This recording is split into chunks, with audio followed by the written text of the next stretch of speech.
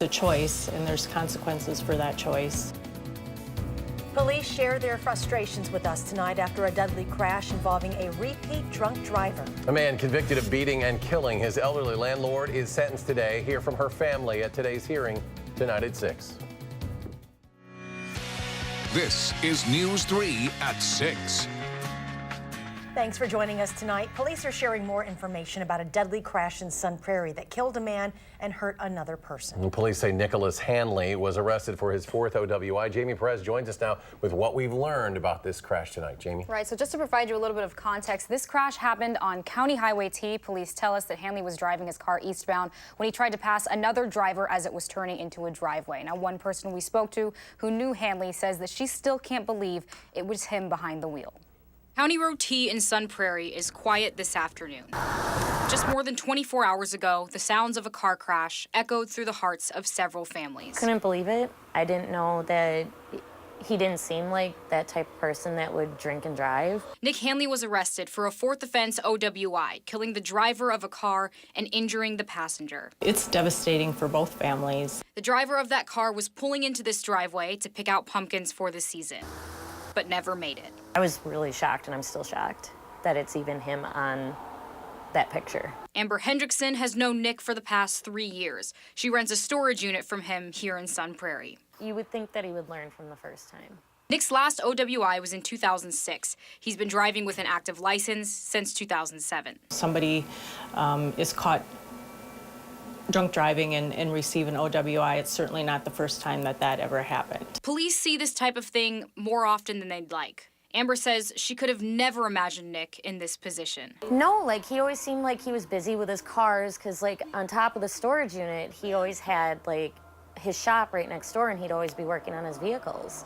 And it never showed, like, he never showed any signs of being drunk. He never showed any signs of that he'd like to go out drinking. It's a problem that's devastated victims' lives in countless instances just like this. Our deputies, along with the public, I think, get very frustrated with the fact that, people just decide to get behind the wheel again, intoxicated. No matter how shocking this instance may be to some. The choice, and there's consequences for that choice. A consequence that Amber says will be a wake-up call. It will wake him up, based off somebody had to die, and it's going to be an eye-opener for him. It should be an eye-opener for everybody not to drink and drive. I understand Wisconsin's the #1 state for drinking, but call an Uber, call a friend, call anybody, because you just ruined that family's life.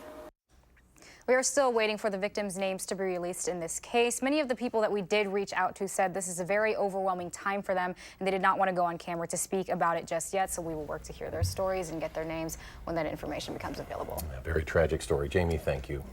There is an Amber Alert out for a Barron County teenager. Authorities are looking for 13-year-old Jamie Kloss. Police say her parents were found dead in their home early this morning. Authorities have been searching for Jamie since a 911 call was made around 1 o'clock this morning. The Barron County Sheriff's Office does not know who made that call. The sheriff says the girl is considered in danger and is not a suspect in her parents' death. The Sheriff's Office also plans to give an update about this case sometime tonight. Well, we did have some sunshine out there. It looked pretty when you looked out the window, but it was a chilly one. Here's Chief Meteorologist Gary Canalti, our first alert forecast. Gary? Yeah, just step out the door and it'll be a cold slap in the face. Temperatures are on the chilly side, and they'll stay that way for much of this week. There's the live view from the WISC Skycam getting close to sunset. Skies are clear, but that will allow temperatures to fall off pretty rapidly tonight. You can see on visible cloud track, just a few clouds this afternoon, and even those are starting to dissipate pretty quickly. There are some snow showers up near Lake Superior, some lake effect snows up there. Here in Madison, we saw our first flakes of snow last night. A few flurries reported at the airport as the temperature dropped to 32 in town. To the north and west, it was even colder with temperatures around 30, or in some cases even in the upper 20s. And high temperatures today didn't make it out of the 30s up around Wautoma. Here in Madison, we barely hit the 40-degree mark at 42, and temperatures have dropped back into the upper 30s to around 40 degrees. And as we check out the forecast first, by tomorrow morning, temperatures will be back down to around freezing with clear skies overnight. Tomorrow looks like a sunny and not quite as chilly day. It'll be a little breezy as well with a high temperature of 53. That's your first alert forecast. Gary, thank you. A Middleton man will spend the rest of his life in prison for killing his elderly landlord last April. Amanda Quintana is here with details on today's sentencing. Amanda? Yesterday's hearing determined if Hammond would ever see possibility of parole. Although he's been found guilty, there are still a lot of questions as to how and why he killed Agnes Bram and left her body there for days. Questions it seems her family will never know the answers to. The sheer brutality of what occurred here is difficult to escape and difficult to comprehend and difficult to balance. Judge John Hyland handing down a sentence of life with no eligibility for parole to Jack Hammond, found guilty of killing his 82-year-old landlord last year. I had no motive to kill Agnes Bram. She gave me a place to stay that was cheap and a very good location for me. But he still maintains his innocence. She gave me lots of clothes that fit me, and that made her happy. And she made cookies for me. Bram died by blunt force trauma to the head. Doctors say 16 injuries caused tremendous damage to her skull. Days later, her body found by her family. Every night when I go to bed, I have nightmares seeing my mom's bloody body laying on a cold garage floor. State attorneys and her family saying Hammond has proven he doesn't ever deserve to rejoin society. This is a brutal and unprovoked killing that couldn't possibly be justified.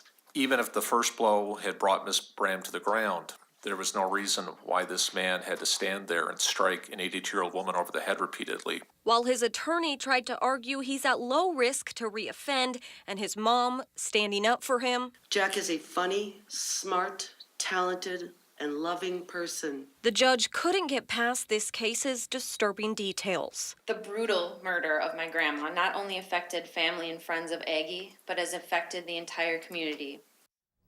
The judge says he took into account Hammond's history, which includes another incident in 2009 where he beat a neighbor with a bat.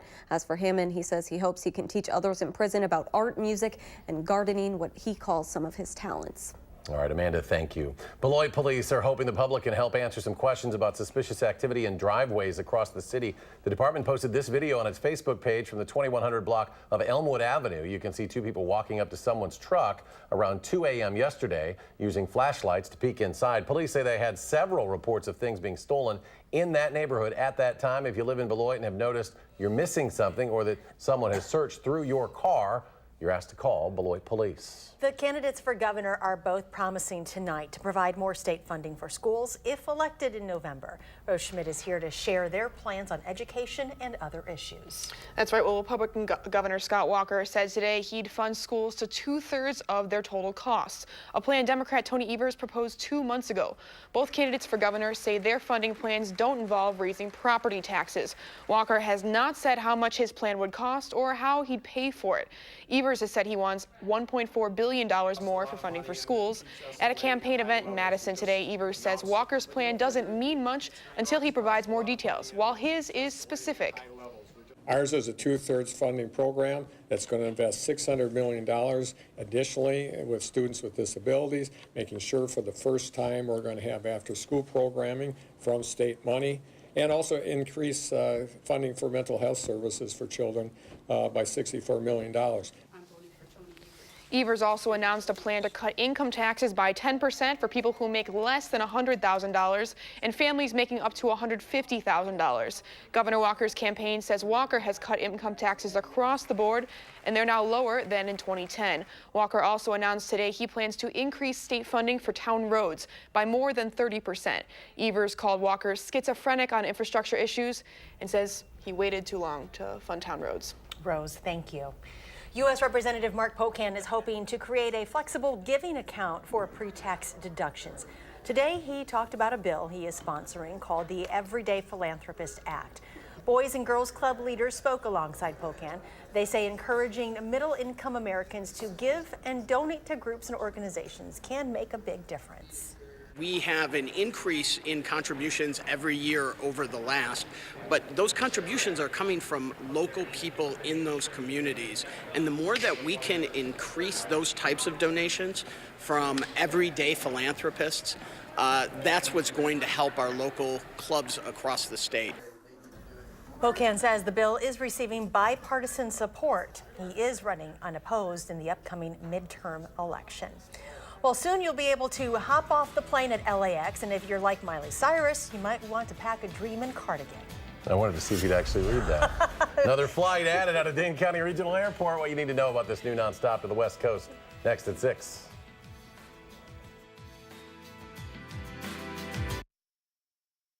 Look.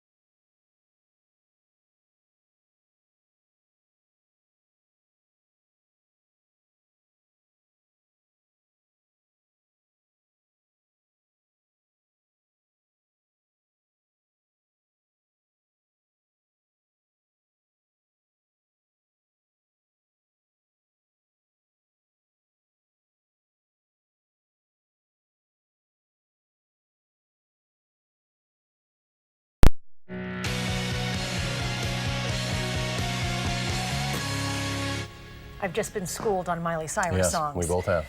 Dane County Regional Airport adds another nonstop to the West Coast. Flights to Los Angeles International Airport will begin at the end of March on board United Airlines Embraer E-175 aircraft. That seats 76 passengers, 3 classes.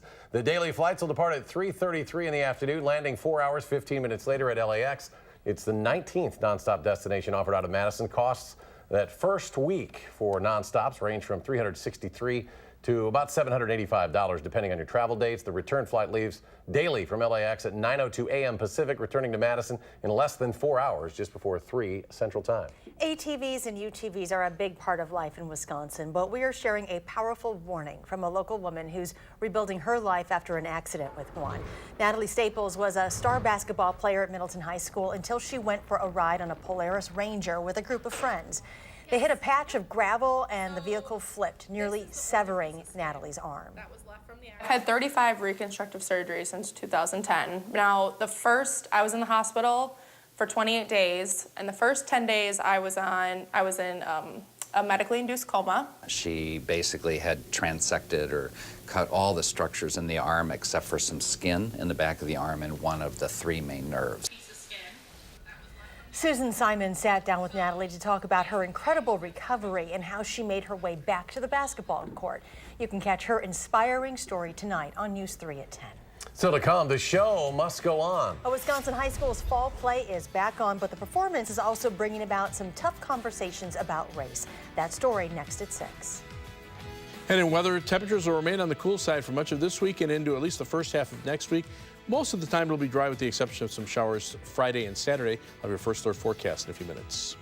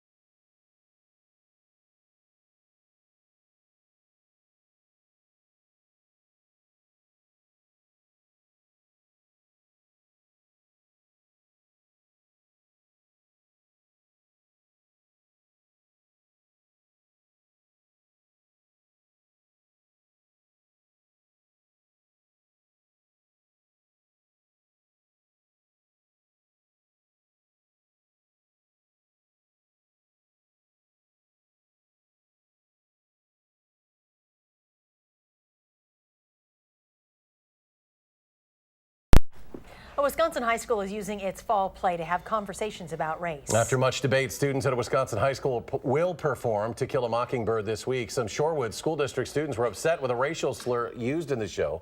District leaders feared there would be protests if the show went on, so they canceled it, but have since changed their mind and are now holding community conversations about the play before and after it opens. Chief Meteorologist Gary Canalti joins us now with a look at your work week forecast. Rather chilly out there, and things aren't going to change very much. It will go up and down on the temperatures a little bit from one day to the next, but for the most part, we'll see cooler than normal temperatures, at least into the early part of next week. Over the last 24 hours, well, take a look at the temperature trend. It hasn't been very high. We started out at 42 24 hours ago. We made it to 42 this afternoon, and those temperatures are already starting to fall off. And as we look at the high temperature trend over the next 7 days, 53 for high tomorrow. That's a little better than today, but back down to 47 on Wednesday. 54 on Thursday, and up to 59 on Friday with some showers in the forecast. Saturday, a high of 48 in the morning, then falling temperatures in the afternoon. Showers could change to flurries before ending, then only upper 40s for Sunday and lower 50s for Monday. Here's where the average high temperature should be, between about 59 and 57 degrees. So it'll be well below that. Live view from the Queen Bee Radio Skycam in Platteville. Clear skies over southwestern Wisconsin. The sun just setting. There's the WISC Skycam as it dips below the horizon. And as we check out the Edgewater Skycam in downtown Madison, skies are mostly clear there as well. As we check out the almanac for today, though, our high temperature, as I mentioned, only 42 degrees. Low temperature starting out right at freezing. And right now we're already down to 40 degrees. The air is calm. Dew point temperatures in the mid-20s. So I wouldn't be surprised if some areas get down into the mid to upper 20s by tomorrow morning. I'm looking for a low temperature in the lower 30s here in Madison. Low temperatures this morning were below freezing through much of the northern and central portions of the state, around freezing here. Now to the south, notice temperatures stayed in the middle 30s across northern Illinois. That area has had freeze warnings for the last couple of days, and they have a freeze warning again for tonight because the growing season in a lot of places still hasn't ended. The temperatures have not quite gotten down to 32 degrees, but that'll probably happen tonight. And across Wisconsin, that's already happened. In fact, right now, temperatures are already approaching freezing up around Rhinelander, still around 40 here in Madison, and lower to middle 40s out near the Mississippi River. But the jet stream, the northern branch of the jet stream, the polar jet stream, has dipped into Wisconsin. That's allowing the cooler air to drop in from Canada right into our part of the Midwest. The main branch of the jet stream, the subtropical jet stream, has a lot of moisture associated with it, and that's running from Texas up the Ohio Valley, and warmer temperatures are on the other side of that jet stream. But most of the Midwest right now is really cooled off. This area of high pressure has actually dropped in from Canada, and another reinforcing shot of cold air behind that cold front will move in a couple days from now. Temperatures right now around 40 here. You can see a little milder out to the west, but then those temperatures drop off up to the north. So as we look at future track, look for clear skies for tonight. Temperatures dropping to around freezing. Winds out of the west and southwest tomorrow boost us up into the 50s, but just as quickly those winds shift back around to the northwest. So by Wednesday, high temperatures drop back into the middle to upper 40s. Forecast for tonight, mostly clear and cold, low dropping to 31. Tomorrow, another mostly sunny day. It'll be breezy, a little milder, high temperature at 53 as winds become a little more southwesterly. On future track, you can see those southwesterly winds kicking in later on tonight as temperatures drop to around freezing. We'll be up into the lower 50s for tomorrow, but notice the winds going back around to the northwest by tomorrow night, dropping temperatures to around freezing. And on Wednesday, those northwesterly winds keeping high temperatures mainly in the middle to upper 40s. 7 to 10 day forecast, temperatures remain generally below normal through the weekend. Again, a shower chance Friday and Saturday, maybe ending as a few flurries of snow Saturday night. Then dry weather for much of next week with a warming trend back up to the mid-60s by Thursday of next week. Well, it is a beautiful day for baseball. Playoff baseball, that is. We hear from Julie Chassin, tonight's starting pitcher for the Brew Crew. That's next in sports. News.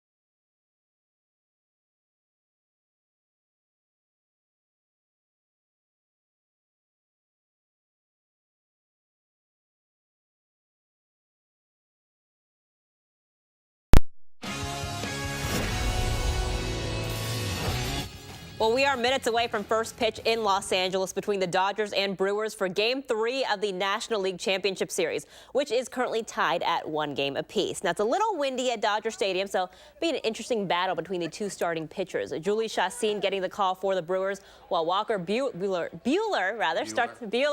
starts on the mound for the Dodgers. We got this here. Chassin got lit up the last time he started at Dodger Stadium, but for him, that's now in the past.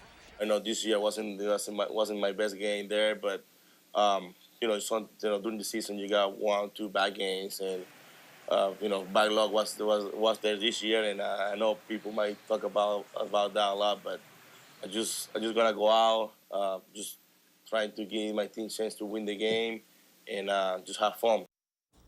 Again, first pitch at 6:39. Packers hosting the 49ers for Monday Night Football tonight at Lambeau Field. And health once again an issue for this team. Both Randall Cobb and Geronimo Allison are out for tonight's game, which could give rookies like Marquez Valdez-Scantling and Equanimeous St. Brown opportunities to make an impact. Aaron Rodgers noted this past week that the offense isn't where he wants it to be, but it is also a work in progress. Kickoff at 7:15. It's homecoming week for the Badger football team as Illinois comes to Camp Randall for an 11 a.m. kickoff on Saturday. Badgers are back to be back home after a rough road trip to Michigan. It was a very rough night for Badger quarterback Alex Hornibrook, who suffered through one of his worst games in a Wisconsin uniform as he completed only 7 of 20 passes for 100 yards with 1 touchdown, 2 interceptions. Hornibrook has had an up-and-down career as the Badgers quarterback, and today Paul Chryst was asked if he's making the kind of progress he hoped.